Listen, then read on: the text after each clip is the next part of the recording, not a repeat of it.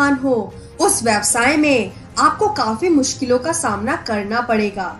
इस पुस्तक के खंड 2 में हम जिस बिजनेस मॉडल को देखेंगे वह एक रेसिंग कार है, लेकिन उसकी स्टीयरिंग व्हील के पीछे आप बैठे हैं। सबसे पहली और महत्वपूर्ण बात यह आपके बारे में है। क्या आप स्टीयरिंग व्हील को संभालने के लिए तैयार हैं? क्या आपके पास वह सब है जिसकी जरूरत है? अध्याय 6, यह बागडोर थामने का समय है। सन 1985 की बात है। मैं और मेरी पत्नी किम बेघर थे। हम बेरोजगार थे और बचत के नाम पर हमारे पास नाम मात्र का पैसा था। हमारे क्रेडिट कार्ड्स की सीमा खत्म हो चुकी थी और हम एक पुरानी भूरी टोयोटो में रहते थे, जिसकी झुकने वाली सीट हमारे लिए बिस्तर का काम करती थी। कार में सोने के एक सप्ताह बाद यह कठोर वास्तविकता हमें चुभने लगी कि हम कौन थे, क्या कर रहे थे और किस दिशा में जा रहे थे। जब एक मित्र को हमारी दुर्दशा का पता चला तो उसने हमें अपने बेसमेंट में एक कमरा दे दिया।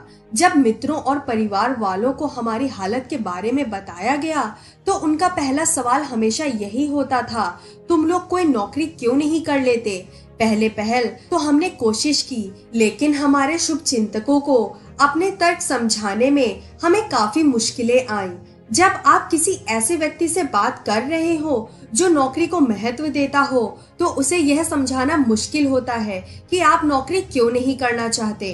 कभी कभार यहाँ वहाँ काम करके कुछ डॉलर कमा लेते थे, लेकिन हम वे काम सिर्फ इसलिए करते थे ताकि हमारे पेट में भोजन रहे और हमारे घर यानी हमारी कार में गैस रहे। मुझे स्वीकार करना होगा कि गहरे व्यक्तिगत संशय के पलों में तनख्वाह वाली सुरक्षित नौकरी का विचार बहुत आकर्षक लग रहा था, लेकिन चूंकि हम लोग नौकरी की सुरक्षा की तलाश नहीं कर रहे थे, इसलिए हम लोग रहे और आर्थिक खाई की कगार पर एक एक दिन करके जीते रहे। हम जानते थे कि हम जब चाहेंगे हमें एक सुरक्षित और ऊंची तनख्वाह वाली नौकरी मिल सकती है। हम दोनों ही कॉलेज की पढ़ाई पूरी कर चुके थे।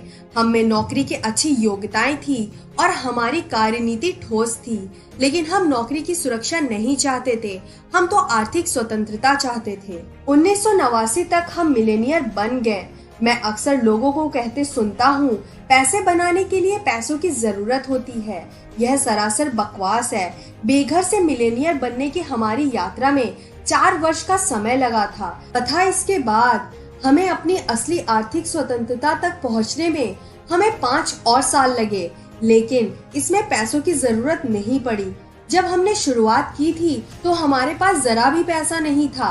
वास्तव में हम कर्ज में थे और रास्ते में किसी ने भी हमें कुछ नहीं दिया। इसमें अच्छी औपचारिक शिक्षा की जरूरत भी नहीं पड़ती। कॉलेज की शिक्षा पारंपरिक पेशों के लिए महत्वपूर्ण है, लेकिन दौलतमंद बनने की इच्छा रखने वाले लोगों के लिए नहीं है। अगर पैसा बनाने में पैसे की जरूरत नहीं पड़ती और आर्थिक दृष्टि से स्वतंत्र बनना सीखने में औपचारिक शिक्षा की भी जरूरत नहीं होती है, तो फिर किस चीज की जरूरत होती है? दरअसल इसमें एक सपने की जरूरत होती है, बहुत से संकल्पों की जरूरत होती है, फटाफट सीखने की इच्छा की जरूरत होती है और इस बात की समझ की भी जरूरत होती है कि आप कैश फ्लो क्वाड्रेंट के किस खंड में रहकर काम कर रहे हैं। हमारी संस्कृति में एक अजीब सा विचार है जो कहता है यदि आप सचमुच कड़ी मेहनत करेंगे तो सब कुछ ठीक रहेगा। बकवास। दुखद बात यह है कि ज्यादातर लोगों की ब्रेन वॉशिंग करके उन्हें यह यकीन दिला दिया गया है। हालांकि इसके विरोध में ढेर सारे प्रमाण हम सभी के आसपास भरे पड़े हैं। कौन से प्रमाण? बस अपने चारों ओर नजर डाल लें। क्या आप किसी ऐसे व्यक्ति को जानते हैं जो जीवन भर सचमुच कड़ी मेहनत करता है, लेकिन इसके बावजूद अंत में उसका जीवन गरीबी की रेखा के अपमान और हताशा से बस थोड़ा सा ऊपर या थोड़ा सा नीचे रह जाता है? जाहिर है आप जानते हैं, हम सभी जानते हैं, संसार ऐसे लोगों से भरा पड़ा है जो कड़ी मेहनत करते हैं, लेकिन इसके बावजूद उनकी हालात ठीक नहीं है। और शायद सबसे बुरा हिस्सा यह है कि इनमें से कई दुर्भाग्यशाली लोग इस नतीजे पर पहुंच जाते हैं कि उनकी गलती या व्यक्तिगत अक्षमता के कारण ही ऐसा हुआ। उन्होंने सभी सही चीजें की, ठीक है, लेकिन इसके बावजूद अगर वे कामयाब नहीं हुए तो इसका मतलब शायद यह है कि उन्होंने पर्याप्त कड़ी मेहनत नहीं